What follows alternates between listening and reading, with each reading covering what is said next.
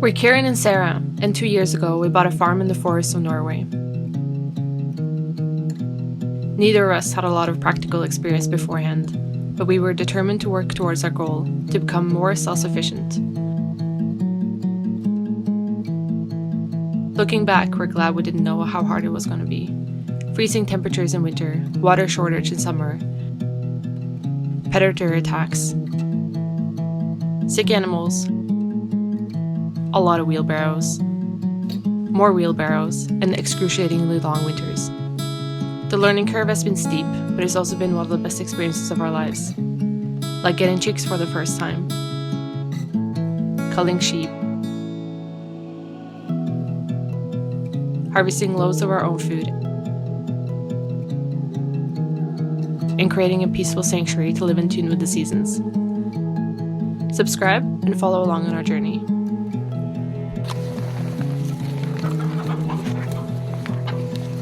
Good morning!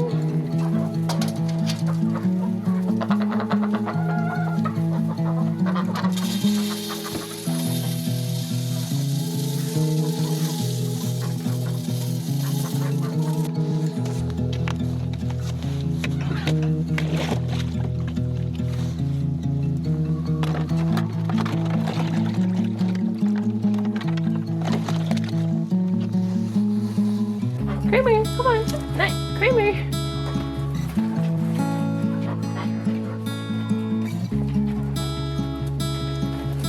Nice, Kramer! What are you doing? Nice, Kramer! Nice, Kramer!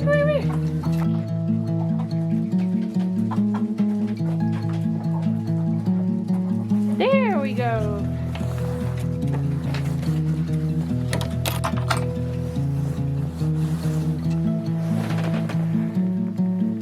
No eggs yet.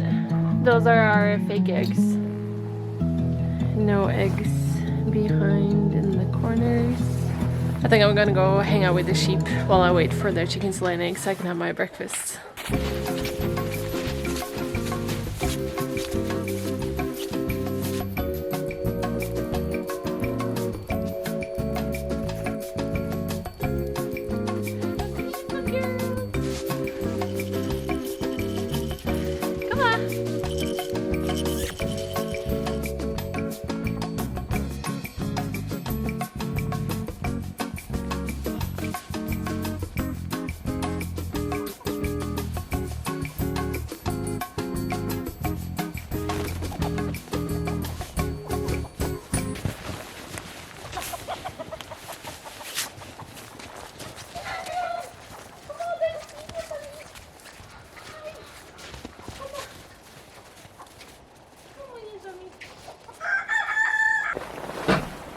There we go. One greenish egg from the white chickens and one smaller white egg from the dwarf cochins. Okay, so what can we put in this omelet? Let's get an onion. And let's get some sauerkraut.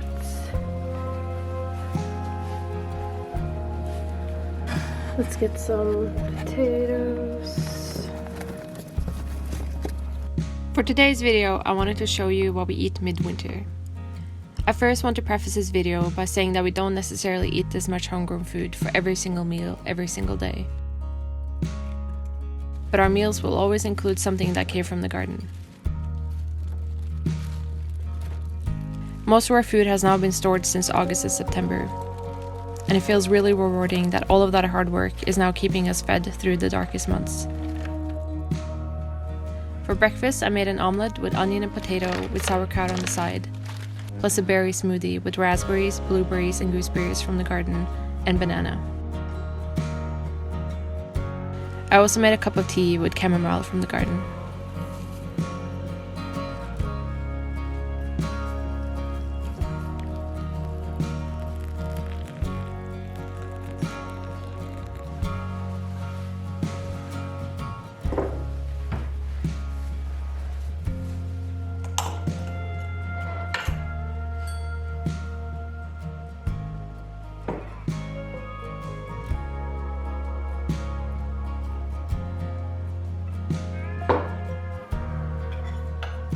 For lunch, I thought I would just make it simple. We're gonna make a soup out of a bag of frozen produce. Here we have beet, onion, zucchini, and parsnip.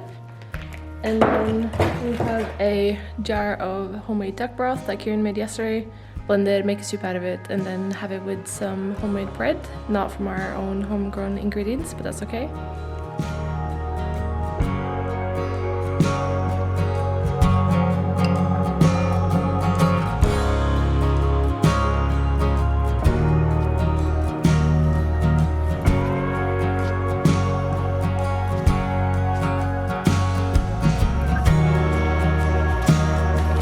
No.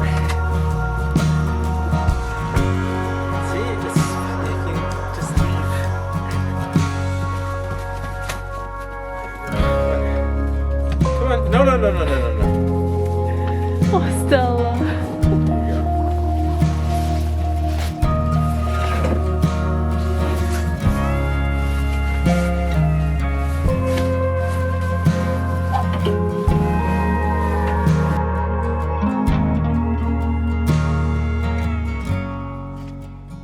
The reason why we're taking all the duck bedding out is because the smell has become quite pungent in there. It's quite strong.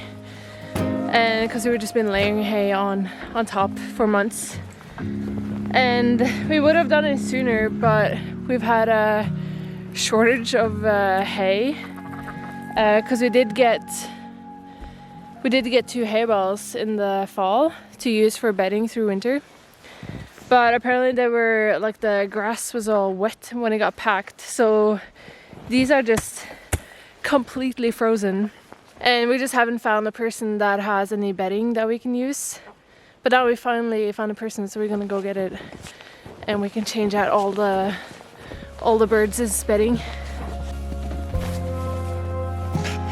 So it's gonna turn into great compost for our gardens and trees. All clean, or as clean as it gets. I don't understand how they manage to get like shit high up on the walls.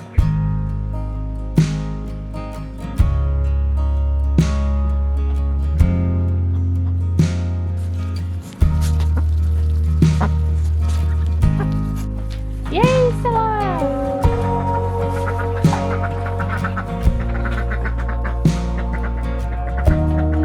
So it's dinner time and I'm pretty tired, so I thought I would just make something simple. So we have some frozen tomato sauce with tomatoes, herbs, garlic, and onion, all from our garden. And we have some frozen broccoli, also from our garden.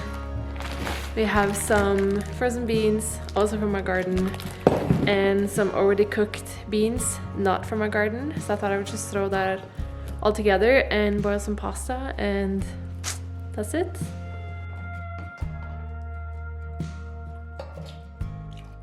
Having bags with frozen produce like this has just been gold for us, especially in the dark winter months. Like, we're just so tired all the time. It's like 6:30 and I'm already ready for bed. I could fall asleep right now. But it's also been really good the rest of the year when we're working outside. Like, most of our farm work is quite physically hard, and just having something that's pretty easy to put together. Like, there is no fast food when you grow your own food, and we make like 99% of our meals from scratch. So it's really good to have something like this. So yeah, I'm gonna make even more bags like this with soup and tomato sauce and whatever next year. But yeah, now we're gonna eat and watch a movie and then enjoy ourselves with popcorn and homemade date Snickers bar, which is definitely not from our garden, but it's all about balance. I hope you like this video, and we'll see you in the next one. Unfortunately, right before I was supposed to upload this video, something terrible happened. So we have some bad news. Celine Dion died this morning. She has been feeling a bit sick for a few days, and we took her inside, and we're kind of hoping that just being inside and not out in the cold with all of the other chickens would just help her regain her strength. Because because she was looking quite pale, and then she was all like puffy, like she puffs up her feathers, or chickens do that when they're not feeling good. And we couldn't really determine what was wrong with her. So we just took her inside, and she was eating and drinking fine. We're wondering if it was parasites, so we got some parasite medicine from the vet, and we gave that to her for like 3 days. But she wasn't really getting better, and then unfortunately she died this morning. I wasn't even here. I've been in Oslo for a few days, so Kieran was here by himself, and she had woken him up at 5 a.m. like making all like scratchy sounds and like chicken noises.